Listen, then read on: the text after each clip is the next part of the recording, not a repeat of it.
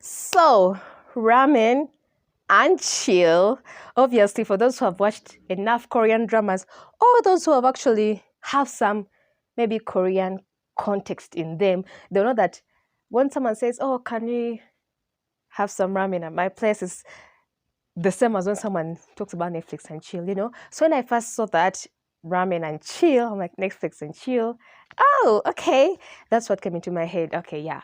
The first international Korean dating show. Ooh la la. I actually like to watch reality shows. I like to watch dating shows. Love is Blind. I like to watch Love Island, those things, But I know these days that dating shows have been kind of going downhill for me actually.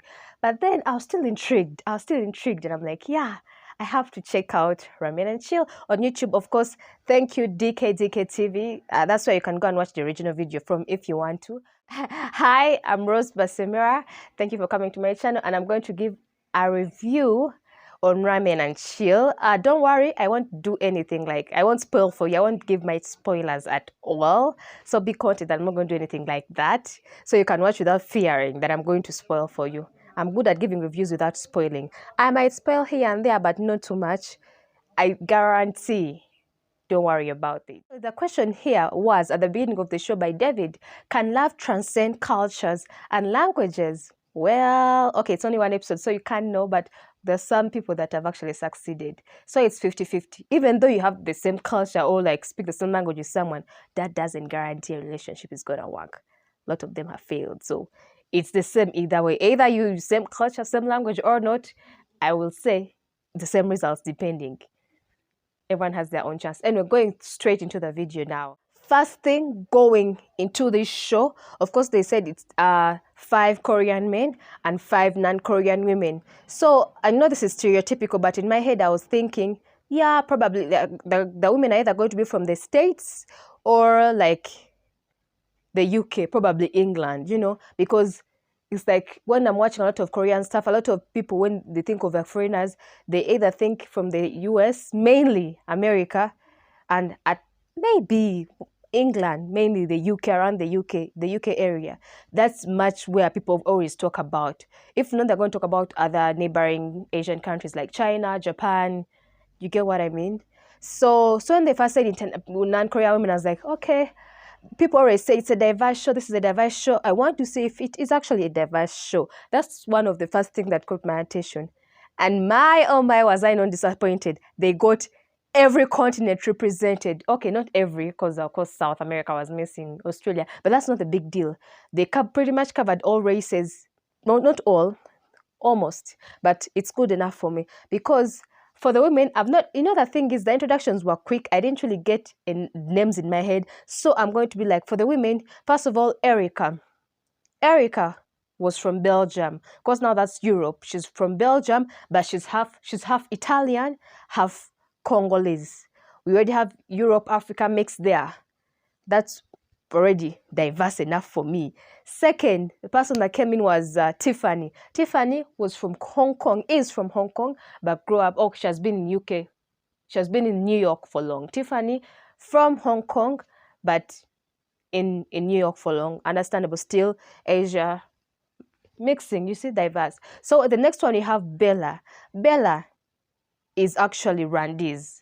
My neighboring country, I'm from Uganda, my neighboring country, Rwanda, she's Rwandese, but of course she grew up, studied in South Africa. 2 African countries represented. Sonja is from the States, but the States is so diverse. She's from Texas. Southern girl. That's the 4th girl. And the 5th girl is Sabrina. Sabrina is Malaysian Chinese. We have other Asian countries covered. So I feel like they really tried their best to actually get people that are actually diverse from, So I was happy about the diversity of the shows first and foremost. I was so happy about that. Props. When you say it was diverse, you really meant it. You didn't lie. I like that. Here we talk about the whole production, the panel, the editing. Actually, let me be honest. Like when I was like, oh, it's a YouTube series. But I wasn't expecting much in terms of like production, like filming, editing. I wasn't expecting much. I was like, yeah, yeah. But actually exceeded my expectations. They shot it real good. Like the angles, that camera work, the editing. I mean, the views are giving us those views, man. I'm like, okay, okay. I like what they're doing here. Whoever did the editing, yeah, you had me here and there. Because also the editing makes the final cut of everything. So also the editing was nice. The panel. I actually know the panelists, panelists. I'm sorry, English is not my first language, but I know all those guys. Of course, they brought the guests, YouTubers. Of course, we have Jean and Hetty, a couple channel. I watched them. Yeah, I watched them. Megan Moon, I watched her channel as well. She's a fun character. I liked was it the whatever building? If it's a building, is it like, I don't know what it's called, but that video, I enjoyed that a lot. And also, oh, the twins, they're cute. So we also have Brick's X Life. Brick's X Life. I watch his reaction videos. The guy is into K-pop. I'm into K-pop, So okay, so I was vibing with the panelists as well. They're actually too relatable. They were relatable. Mostly Megan. I was like on the same page with that girl. Here comes my dear Terry. When Terry said, I know why they're so obsessed with that. Was it like the white skin? They could just go to a tanning booth. I'm like, yeah. Everything they're saying, you do like, you'd be like, yeah, right. I was thinking that. Like the panelists were so relatable. I love that as well, because most times I'm just going to watch a show, but now has this twist of like the show has already shown. Now they're like kind of reacting to the show when we're also watching the show. So you're also reacting at the same time. Like I just like that exchange. It's new, it's different, and I enjoyed it as well.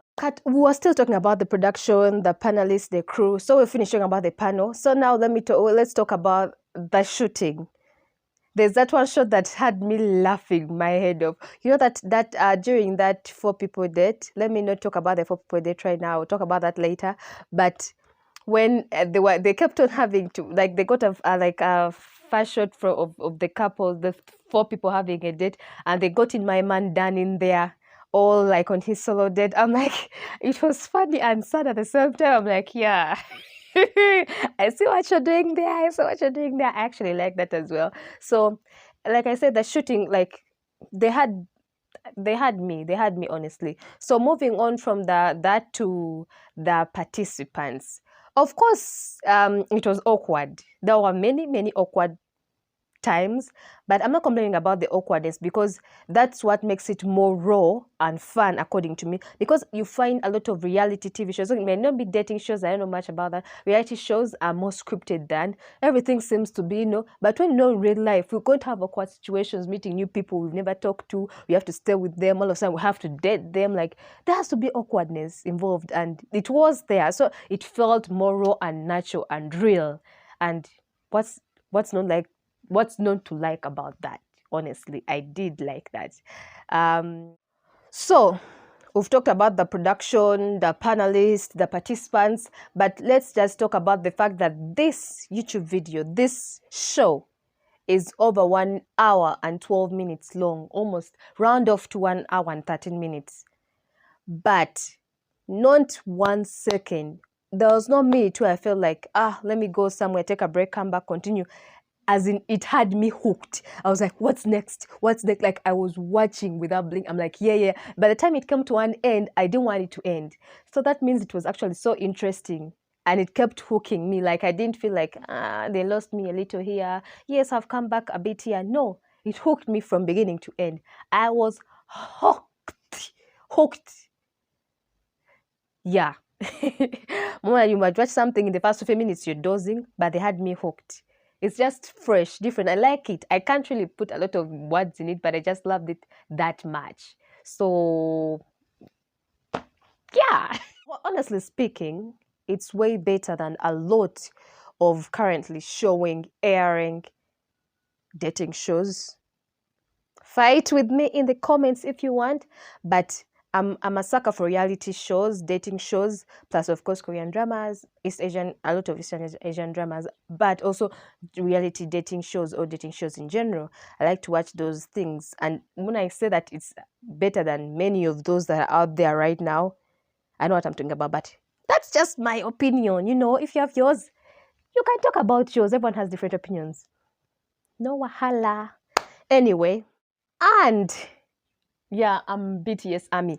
And for the location, it was in South Korea. Chuncheon, Chuncheon, whatever. But who watches one BTS? Of course, I know they talked about it during the show a lot, but I also recognize. I'm like, wow, when they said, I'm like, actually, you're right. So the fact that BTS has ever used that place also had me feeling, good because yeah, I'm a BTS fan. I watch one BTS, so also that had me feeling good. I might not have to do anything to do with the show that much, but for those who are into such, will be like, yeah, actually, this. Like when Erica was talking about it, she felt like she's like a low-key army, even though she didn't really admit it. Because if you know that you have to be an army man, but there's something that it does. So all those armies or like BTS fans or something like, also that might be a factor to be like, oh, that's the location. Okay, nice. Yeah, I also like that fact. It's a minor little fact because it might not cover like the whole audience, but for us who know what it's about, we know what it's about. Okay, this is a little. This is a little spoiler. Don't run away. Don't run away. It won't really affect much, but you guys, who got so who got so shocked by Sonja at the end? Honestly, I want to mention my favorites right now. I have people I'm like, let me say I'm rooting for the guys. I don't know why, but I find that I'm rooting for Minje somehow. I find that I'd be like, oh, a bit. Maybe and KJ. Let me take two for now. KJ, Minje. And then for the women, it's Bella. Bella had good vibes. And all of a sudden, someone came sneaking up on me. And now also Sonja. Sonja and Bella for the women, KJ and Minja for the men. Like for now, those are the people who have got me, like kinda in like their support team. But she shocked me. I was like, I can actually relate to this for the fact that most times you're gonna find me like this idling around. Be like, but when they say girl, dress up or do this or do this, so she was just like a triple threat. She could be that one girl you can louse around, chill with, you know what. But when it's time to step up the game, she's going to hit you out of the roof. She stole the damn show at the end. I was shocked, but I loved it. I did love it. And then here comes the cameraman doing his thing again. Oh, the editor, not the cameraman, the editor. When they are saying there's another fifth face to show. I wanted to say, I'm like, camera up, I want to see the face, I want to see the face. But unfortunately, I didn't get to see the face in the first episode. But that chin comparison between Dan and the new guy had me rolling in my seat. I loved, but it was funny. I don't know, I didn't want it to end at that point. And also, cliffhanger is making me wait for episode 2 like no man's problem. I just can't wait for next week. I don't know, is it a weekly thing? Yes, it's a weekly thing. That's sad watching shows that. But yeah, I'll wait for it. I can't wait for it. I had to subscribe with the notification bell button. I had to because I want to be informed when they drop it. I gotta watch it. Anyway, and the ad Bella did. She did a good job with that advertising the Korean speaking app. I don't know what it's called. I've forgotten. Twitter. Twitter. I'm sorry. 죄송합니다. Forgive me, but well, is it a bop or not? Should you watch or should you not watch? Absolutely watch it. If you didn't watch it, you're missing. Stop whatever show you're watching right now. Start this one. I know the good thing is that it's just one episode per week, so you can catch up. It's interesting. It's fun. It's different. Yeah, I actually do like it though. I enjoyed it so much. I think you could tell by my reactions.